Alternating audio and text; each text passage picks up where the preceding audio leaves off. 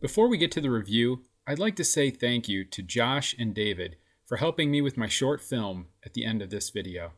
On this episode, I'll be reviewing 034 street density motor mounts and their billet aluminum Dogbone upper and lower inserts. Prior to installing the mounts, I installed a new APR billet aluminum Dogbone mount. I actually started filming a how-to install video for the new Dogbone mount, but quickly realized it's only 3 bolts to remove the stock mount and the new one drops right in. Now, to be honest, I had originally planned to go with a BFI Stage 1 insert with my new APR mount. I have no experience with this aspect of the car, and based on price and reviews, the BFI insert seemed like a safe choice. Once installed, I learned a whole new lesson about NVH and poly inserts. In the end, this was the result. Here we go.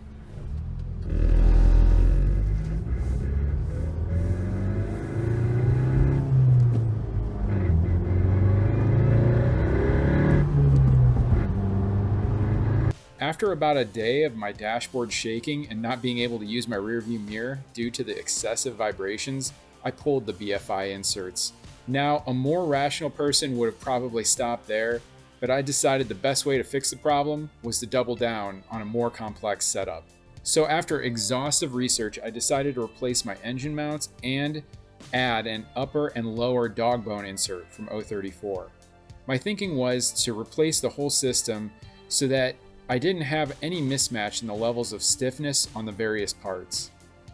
Again, I had planned on doing the whole install video. However, I didn't have a good place to swap the engine mounts. My dad's lift is a drive-on style, and there wasn't any good way of getting a jack underneath the car. I also only own 2 jack stands, and you should not do engine mounts with your car not being leveled. So in the end, I was talking to a fellow GLI enthusiast who let me know that HS Tuning near Cleveland, Ohio had just installed his mounts for a reasonable price. So I cheated and I took it to the shop. A big thanks to HS Tuning. They didn't know I was planning on reviewing these mounts, nor did they offer me anything for this plug. This is the second time I've taken my car to them, the first being for my new stronger clutch. And in both cases, they have been absolutely awesome to work with. Before I get to the review, I'd like to cover why you'd want to upgrade these components. In this first video, we see what happens if we didn't support the engine. As I begin to drive and the car accelerates, the engine will twist inside the engine bay. Without the proper support, the engine can rotate too far, causing damage to other components, like your transmission or axles. In this next video, we see my car driving using stock mounts. As you can see, the engine can still rotate a little, but not far enough to be a problem. Stock mounts are designed to be soft and allow for some rotation of the engine. These soft mounts help improve the drive quality by reducing the sound and vibration the engine makes. However, there is a cost to these squishy mounts, at a loss of power. See, not all of the power your engine is making is going to the wheels. Some of it is absorbed as the engine rotates on acceleration. Another phenomenon that occurs under hard acceleration is wheel hop. As the engine is rolling around in your engine bay, this allows for greater movement of your axles, once again robbing you of some of that power your engine is producing. On a side note, another major contributor to wheel hop is soft suspension. Now, let's take a look at what happens when we replace our engine mounts and Dogbone mount with a stiffer and stronger one. In addition, we're going to also take into account adding an insert that takes up some of the space in the Dogbone mount to further stiffen the system. And in this next animation, you can see as I accelerate, the engine sits still, allowing more power to transfer to the wheels. However, not all power makes it to your wheels, even with this stiffer setup. Some of the energy is transferred through the stiffer system into the cabin of your car in the form of noise and vibration. The reason your car comes with soft mounts and space for your engine to move is to help absorb this noise and vibration to produce a smoother, better ride. And that brings us to the point of my video today. What is the best combination of mounts and inserts that will increase performance but won't drive you and your passengers crazy every time you're riding in your car? This is a tough question to answer, as everyone has their own opinion as to what is too much noise, vibration, or harshness. I'm sure there are people who watched the first part of my video and said, meh, That's not bad.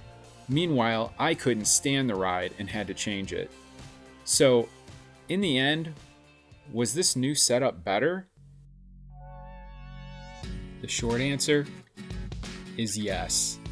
This new ride is amazing. Going into this, I was a little nervous about the outcome, especially given my first experience. So I was relieved when I got the car back and it drove so great. It's hard to describe the difference. There is definitely more noise and vibration, but in a good way. The combination of the APR and O34 mounts act in unison to make everything about the driving experience better. Engine noises are amplified, but in a good way, and the shifting is smoother, which leads to a more responsive feel. This is my favorite upgrade so far. So after a few weeks of driving, it's still just as much fun as the day I brought it home from the shop. So if you're in the market for new engine mounts or are looking to add another performance upgrade to your car, I highly recommend this setup. If you're still not convinced, I'll add a little bit of real-world audio so you can hear for yourself what it's like inside the car.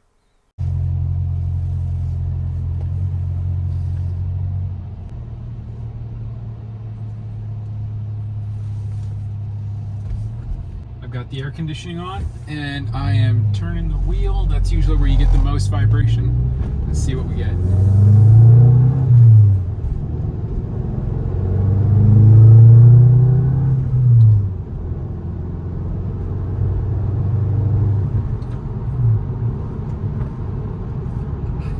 All the good noises in the car. It's the only way I can really explain it.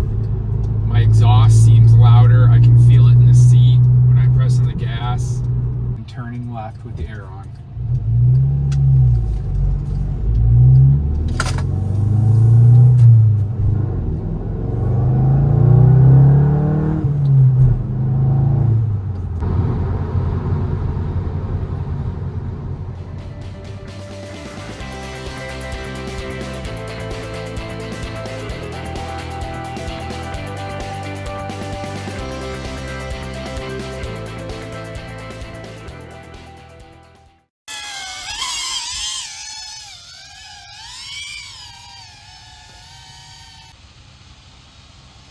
Alright, I'm not going to hit us, David.